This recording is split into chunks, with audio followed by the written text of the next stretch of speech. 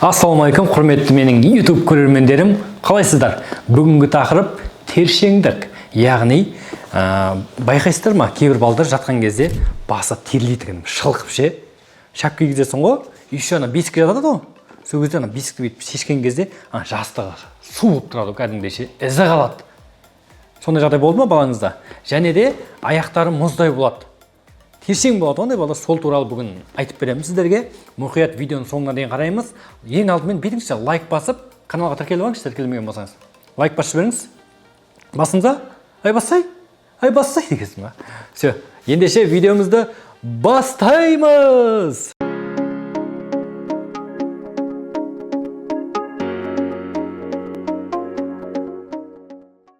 Так, құрметті YouTube көрермендер, ол D3 витаминінің жетіспеушілігінен тершеңдік.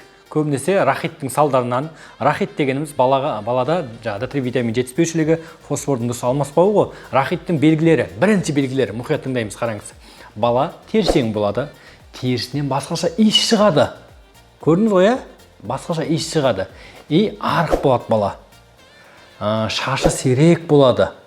Сосын қабырғалар шығып тұрады. Кеудесі кіріңкі немесе шығыңқы болып тұрады. Бұты талтақ болады. Немесе вальгус варус болады. Көрдің ба, рахиттің белгілері де. Жалпы бірінші белгілер сол ғой кездесетін. Туылғаннан кейін, роддомнан шығастырады, содан кейін тершеңдік қой основной кездесетінше. И балада гипотонус болады, бұлшық еті бос болады. Бұл тершеңдіктен қалай құтыламыз десеңіздер, жалпы балада қан айналымы нашар болады. Витаминін беру керек. Яғни D3 кальций төмен болады. Ол D3 кальций балада төмен жоғары екен қалай білеміз? Оны анализ тапсырып білесіз. Жалпы D3 нормада 60-70 болу керек. Нормада да, шатаспасам 60-70 болу керек нормада. D3 қазір Қазақстанда күн жоқ қой, білесіздер ғой, қыстың күні әсіресе. Қыстың күні D3 беру керек обязательно. Ал шілде айында уже бермейсіздер, ол кезде күн бар ғой, далаға күнге шығару керек. А так таңертең 12-ге дейін беріп тастайсыңдар D3-ді.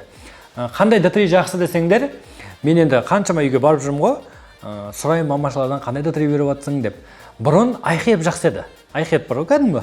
Сол. Қазір соңғы кездері көбісі D3 Max, Каледан бар ғой, аптекада бар, соларды мақтайды.